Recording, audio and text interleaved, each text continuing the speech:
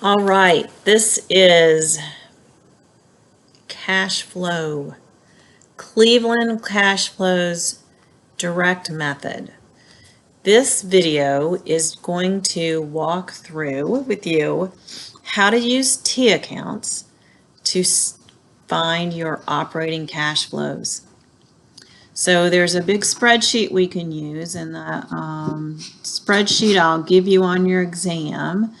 But I find that most students, when you're doing this by hand, that's more, it's easier, it's quicker if you do it with T accounts. It seems to make more sense to most people. So to make that happen, we're going to start this section of the statement of cash flows with the income statement. So here I have the income statement information for Cleveland Cash Flows,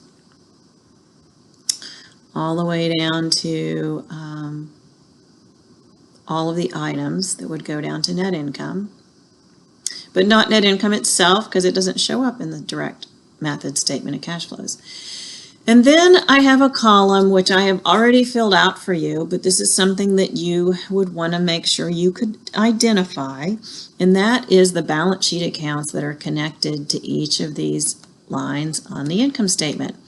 This is one of the things about reasons why we do the statement of cash flows chapter at the very end, so that you have had enough experience and exposure to the different kinds of accounts on the balance sheet and income statements such that you can make those connections. So if I was to look up at the top of this spreadsheet is where all the balance sheet items are, and I'd be looking for accounts that seem to go with these income statement items, here's what I would find. Okay, the sales revenue it goes with the accounts receivable. By that I mean that sales make accounts receivable bigger. That's where the accounts receivable are going to come from. Now I'm going to use that even if some of the sales are in for cash and some are for credit. It doesn't matter. We're going to just, for statement of cash flow purposes, we pretty much always assume every sale flows through the accounts receivable. You'll see why in just a minute. So cost of goods sold, that is associated with two balance sheet accounts. It's associated with inventory. That's what I mean by INV. And it's associated with accounts payable. So we'll have to use both of those accounts to figure out the cash flows associated with the cost of goods sold. If I look on the balance sheet for this particular example, Cleveland Cash Flows, I don't find a balance sheet account that goes with selling expenses. If I had something like accrued advertising or prepaid advertising, that would be what I'd be looking for. Bad debt expense, I know that goes with the allowance for bad debt. Rent expense, in this example, I don't have rent payable, I have prepaid rent, so that's where I need to connect. I have insurance, I have prepaid insurance, that's going to go with insurance expense. I have office supplies expense on the income statement, that's going to go with my supplies inventory that's on the balance sheet. I have wage expense on the income statement. If I looked up on my balance sheet, I will find a wages payable. So there's the connection there. Depreciation, that goes with accumulated depreciation. The amortization expense goes with a patent that we have up on the balance sheet. It's the only intangible we have. Looking down the income statement further, this gain on the sale of land went with my land account. The loss on the sale of equipment is with the equipment. Gain on sale of short-term investments goes with short-term investments. The unrealized holding loss, if I had that all spread out, you'd see that's on the short-term investment. That's a fair value adjustment account on the balance sheet. You remember from chapter 12? Dividend revenue. If I look at my balance sheet, I don't have an account. Here the accounts would be if I had like a dividends receivable. Okay, because this is dividend revenue, so this is dividend coming to me. But we don't have anything like that in the balance sheet, so I'm going to leave that blank. Interest expense, I'd be looking for an interest payable. On our Cleveland cash flow balance, there's not an interest payable, so there's no balance in interest payable at the end of the year, so there's no balance sheet account there to match with that. Working all the way down to the end of the income statement, I finally have this income tax expense, and that's going to be taxes payable, which we have on our balance sheet, taxes payable. So there you go. I've matched all of my balance sheet accounts to an income statement line. I'm sorry, I've matched all my income statement lines to a balance sheet account where possible. All right, the second thing that I want to be able to do, because my goal is to do the cash flows from operating activities section right now of the statement of cash flows, is I want to just think about what this line is going to be called when I take every line on the income statement that has any cash at all associated with it. I'm going to turn it into a line in the statement of cash flows. Direct method. We're interested in directly seeing where the cash comes from and where it goes. So from the sales revenue, this is going to be a line called cash from customers, right? That's the cash that comes in from the customers. Cost of goods sold, this will be related to cash paid to suppliers. All right, my selling expenses, even though there's no balance sheet account that we can come up with here, this would be, I could say that's all cash, cash paid for selling. Could be cash paid for advertising or something like that. Allowance for bad debt and bad debt expense. It's not a cash item, so I'm just going to put NC, not cash. On the rent expense and prepaid rent, that'll be a line called cash paid for rent. We have insurance expense and prepaid insurance. Let's call that cash paid for insurance. See what I'm doing? I'm going to basically getting ready to figure out how to turn all of these line items on the income statement, which remember are on an accrual basis, into their cash operating equivalent, if you will, or version. So this would be cash paid for supplies. Wage expense and wages payable, this would be cash paid for wages. It's pretty straightforward, isn't it, so far? Depreciation and accumulated depreciation, you know that is not cash. Not cash. And then amortization expense, you know that is not cash as well. All right, so moving down the income statement, we know these items are not operating, so let's call those non-operating items because we're only interested in the cash from operating activities right now. So none of those are operating. Those are all related to investing activities. Dividend revenue. Remember, if we receive dividends, that is actually a operating activity. So this will be cash received from dividends, something like that. And then I have interest expense. This would be cash paid for interest.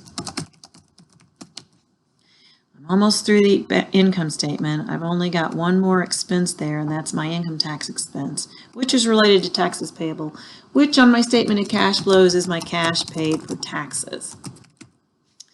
Okay, so now I've identified all the lines that I am interested in for the operating cash flows, right? I've exhausted the income statement, so there's not really anything else that we would think of here. There are some items, but in our Cleveland cash flow, they don't apply.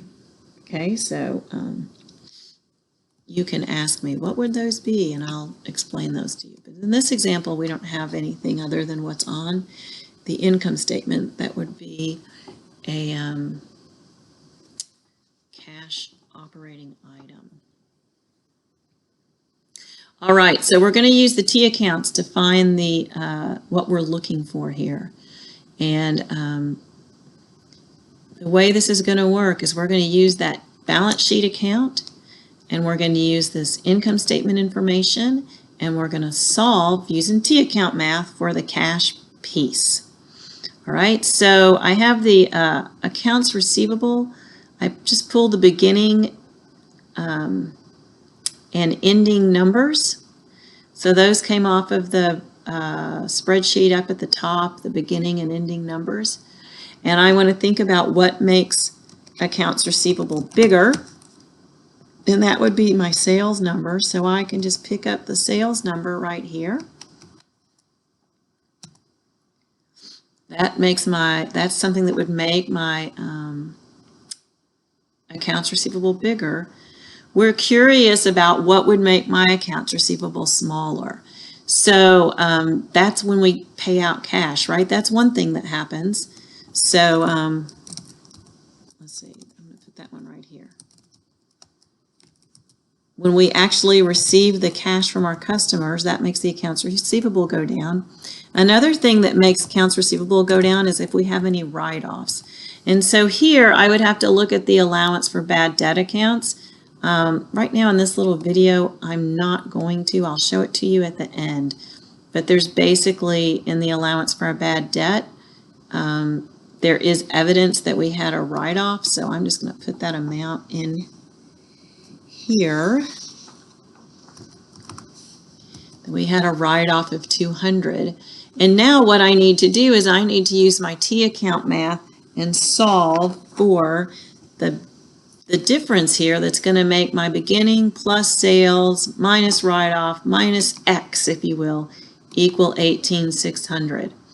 All right, so once I do that T account math, what I would find is that would be this number, 150. Okay, you can prove that to yourself, you know, later, I guess. But this is where I wanted to end up. This is where I started with. Okay, so now this is my cash received. So this becomes my cash received from customers on my statement of cash flows. So if I look down on my statement of cash flows, we're building here at the bottom underneath the income statement. There's that very first line. You can see I've got other lines in there already. Cash from customers, and that's this number, the 1155150, cash from customers. Okay, so I use the T account to solve for that. So now the next line, just working my way down, is cash paid to suppliers. I'm going to need both my inventory and my accounts payable T account here. So again, I'm going to pull the beginning and ending inventory numbers just from the balance sheet. So you'll always have that. Remember, you have to have your beginning and ending balance sheet and your income statement and some general ledger notes. Those are the ingredients to the statement of cash flows. So here I've got the beginning and ending inventory. What I know about inventory is that purchases make inventory bigger. You would remember that from your earlier accounting class. What makes inventory smaller is cost of goods sold, right? You think about, when I say what makes it smaller, it's the other side of the entry. When you debit cost of goods sold, you credit inventory and make it smaller. All right, so here I can pick up this number right off of the income statement, the cost of goods sold number, and that is $748,000. So now in this T account, what I'm solving for, my X, if you will, is right here. It is it's the amount that makes this T account work. Beginning inventory plus X minus 748 equals 42. Right, and when you do that T account math, you will find that you get a number of 755. All right, so that's my purchases. That's what makes the account work. Now that's purchases. Purchases is not the same as cash paid to suppliers. To get the cash piece, we have to actually look at the T account for accounts payable. And you can see my 755 already populated that.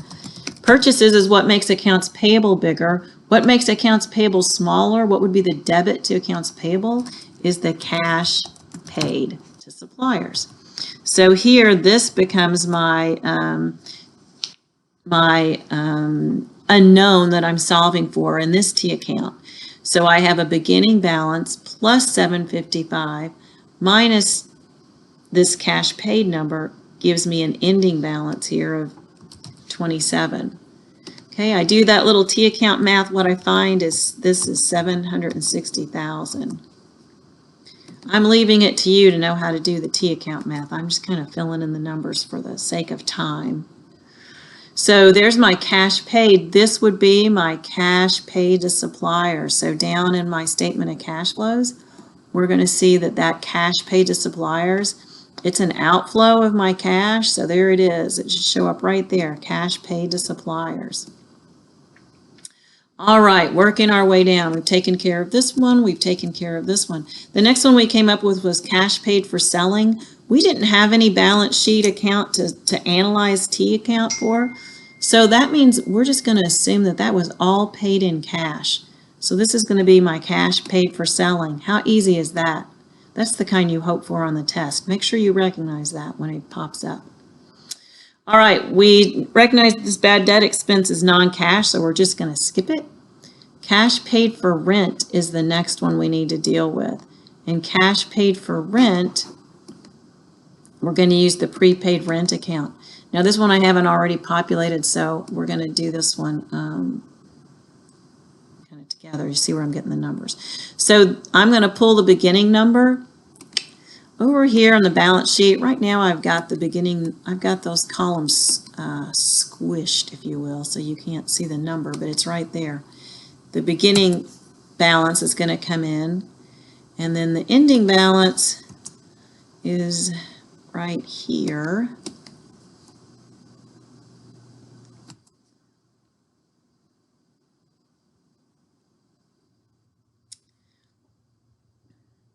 And is my beginning and ending, and from the T account math from the income statement, we know that when I actually pay cash, that's what makes this bigger, right? So the actual cash paid is what makes that number bigger.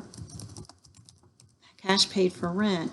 What makes my prepaid rent go down is the other side of the rent expense entry. So I need to pick up rent expense, which here was 24. Whoops, I didn't put my plus sign in there. Just not going to do any good. All right, so now I have to figure out what is this number. 12 plus some number. Whoops. 12 plus some number minus 24 equals 3.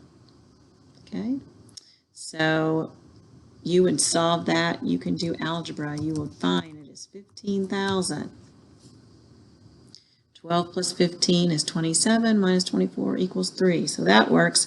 So 15,000 is my cash paid for rent. So on my statement of cash flows, I have a cash paid for rent.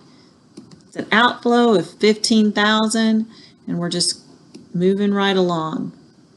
Okay, and then we have the cash paid for insurance is next. So that one's going to use the insurance expense account. Again, I need to pick up the beginning number, so I got to find it up here on my balance sheet.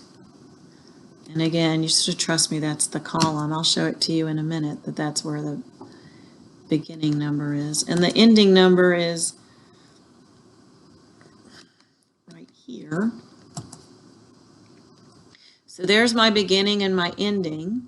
With prepaid insurance, we know when we pay the cash for the insurance, that's what makes it bigger. We know that the insurance expense is what makes it smaller. So let's go down and pull that insurance expense number that we were working with. So there's the 12,000 in insurance expense. Now I'm solving T account math. I'm solving for this cash paid. So some 900 plus some number minus 12,000 equals 2,100. Okay, so see if you can figure out what that number is. Did you get 13,200? That's what I got. 13,200.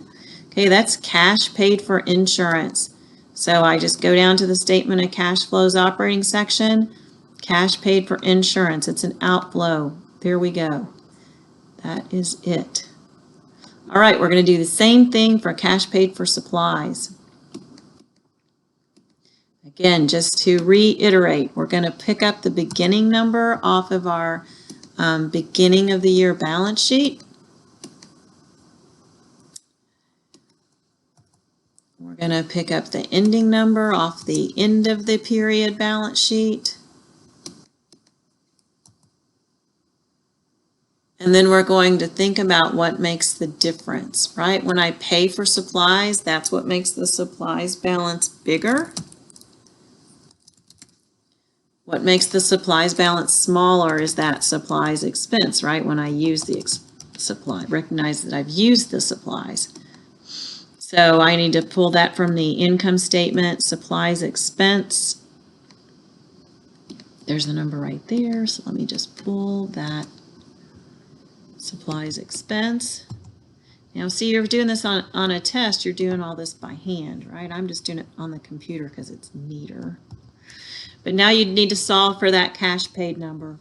So 750 plus some number minus 20,000 gives you 1,000. Okay, so you just do that little algebra problem and you will get 2250, right?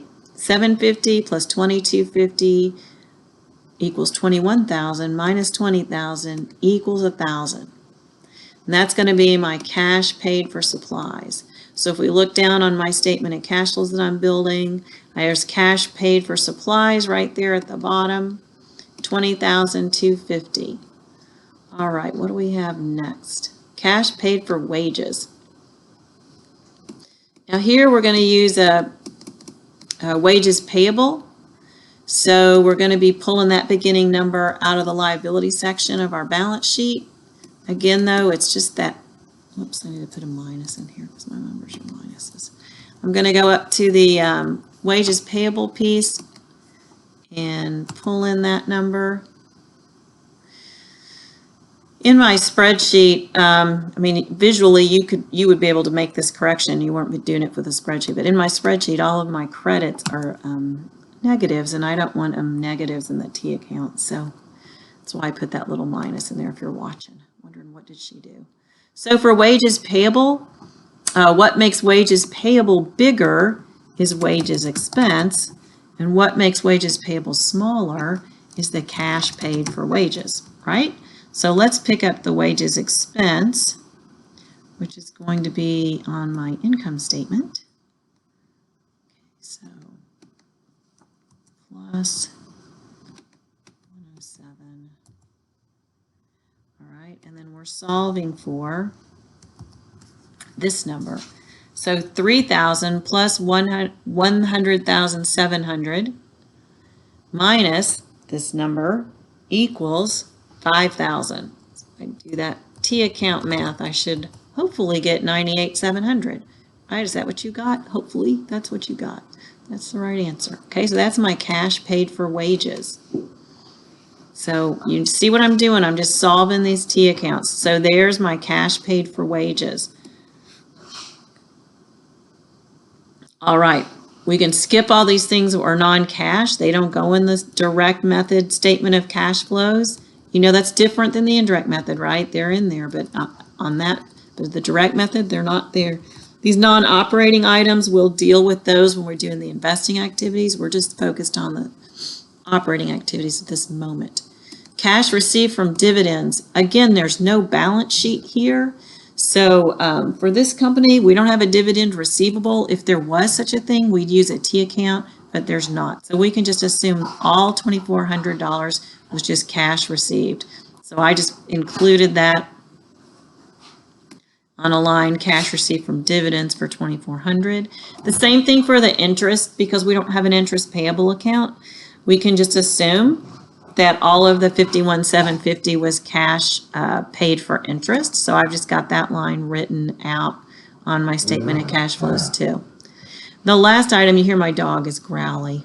He's enjoying the snow day, I guess. The last one was cash paid for taxes. And so that's going to use our taxes payable, which remember you have to do cash paid for taxes and cash paid for interest for either method because it has to be disclosed on the statement of cash flows for the indirect method, and it's obviously part of the cash from operating activities in our direct method.